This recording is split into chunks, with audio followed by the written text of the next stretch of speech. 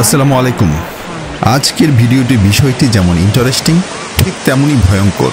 একবার কল্পনা করুন, হঠাৎ করে কোনো শহরের আকাশে এক তীব্র আলোর ঝলক দেখা গেল, আর তার কয়েক সেকেন্ডের মধ্যেই ঘটে যায় এক মহা বিস্ফোরণ। চোখের সামনে মুহূর্তের মধ্যেই সবকিছু ছাই হয়ে যায়, মানুষ, বাড়িঘর, রাস্তাঘাট সব ধ্বংস। কিন্তু এই বিস্ফোরণের থেকেও ভয়ানক হয় এর স্থায়ী প্রভাব, যা কয়েক দশক ধরে চলতে থাকে। মাটি, জল, বাতাসে রেডিয়েশন মিশে যায়। এছাড়া যারা বেঁচে থাকে তাদের প্রত্যেকের শরীরের ক্যান্সারের মতো প্রাণঘাতী অসুখ জন্ম নেয়।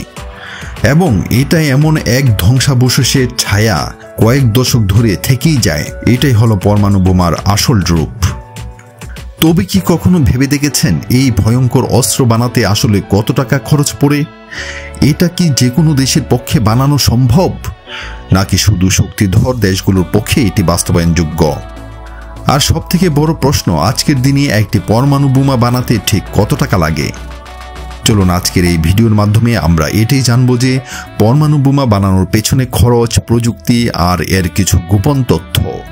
তাই ভিডিওটি একদম শেষ পর্যন্ত দেখবেন, আর যদি ভালো লাগে তাহলে একটি লাইক করতে ভুলবেন না।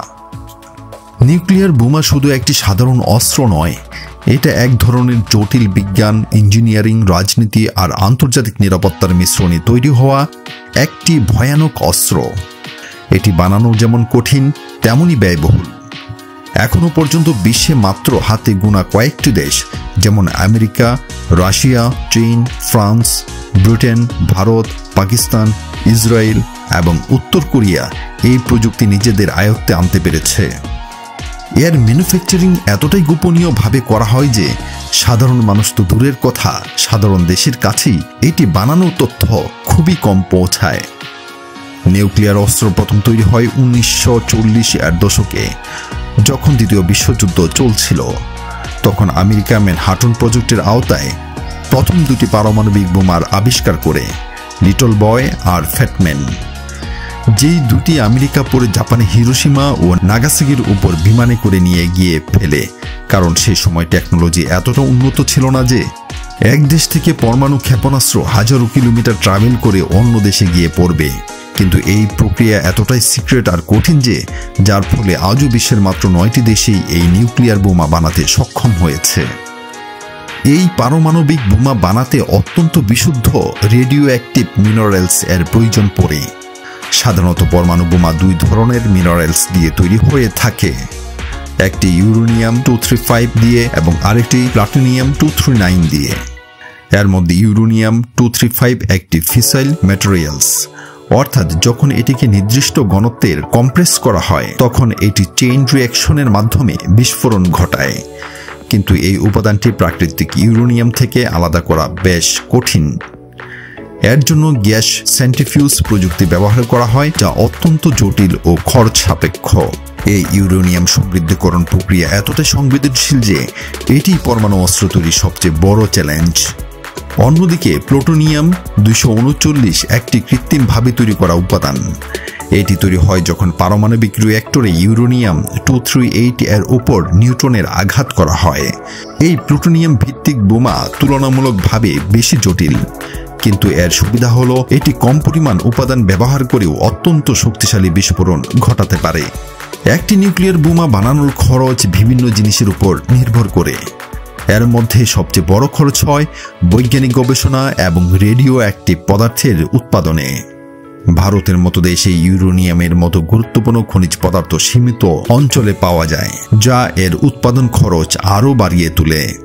এছাড়াও অত্যাধুনিক গবেষণাগার, গোপন গবেষণা কেন্দ্র, কঠোর সামরিক নিরাপত্তা এবং অত্যাধুনিক কম্পিউটার সিমুলেশন, যার প্রত্যেকটি ধাপে কয়েক হাজার কোটি টাকা খরচ হয়।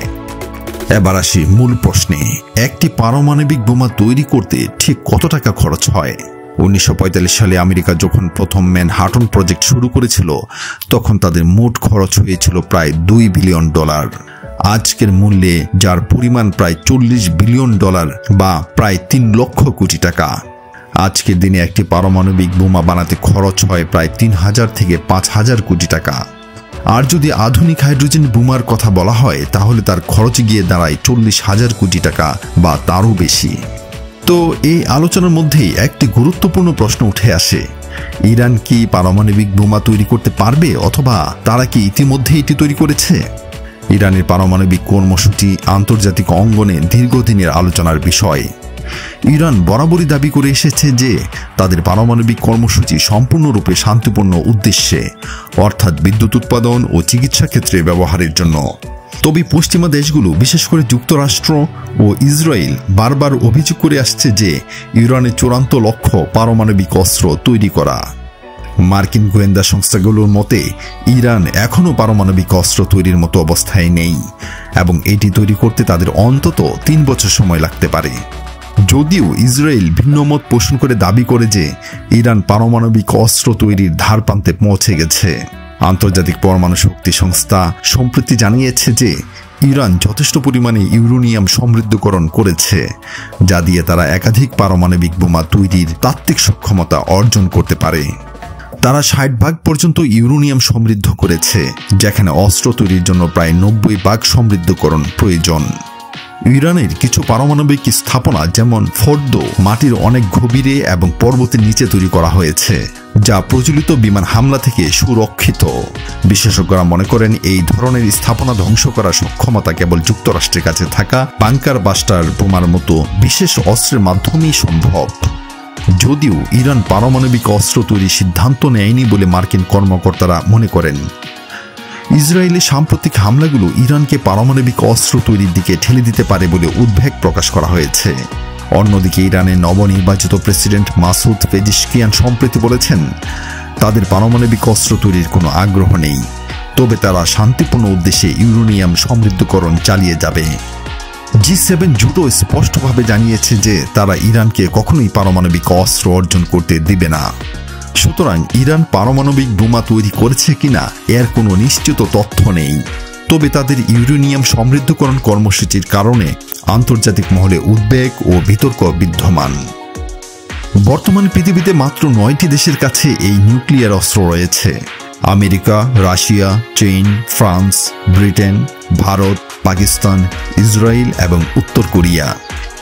এই অস্ত্র তৈরি করা যেমন কঠিন, তেমনি এর নিরাপত্তা বজায় রাখাও ভীষণ কঠিন।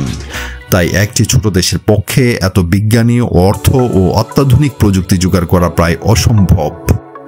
এই কারণেই প্রায় 200টি দেশের মধ্যে শুধুমাত্র 9টি দেশই এটি বানাতে সক্ষম হয়েছে। তো বন্ধুরা, পরমাণু বোমা তৈরি করা শুধু খরচের বিষয় নয়, এটি নৈতিকতা, দায়িত্ববোধ এবং মানবতার প্রশ্ন। একদিকে এটি একটি দেশের জন্য নিরাপত্তা বেষ্টনী হলেও অন্যদিকে এটি গোটা মানবজাতির অস্তিত্বের জন্য ভয়ানক হুমকি। আপনার মতে এই নিউক্লিয়ার অস্ত্রের প্রতিযোগিতা কি মানবজাতির ভবিষ্যতের জন্য সবচেয়ে বড় হুমকি? নিচে কমেন্ট করে আপনার মতামত জানান। ভিডিওটি ভালো লাগলে একটি লাইক দিন এবং এমন আরও তথ্যভিত্তিক ভিডিও পেতে সাবস্ক্রাইব করুন আমাদের চ্যানেল। ধন্যবাদ।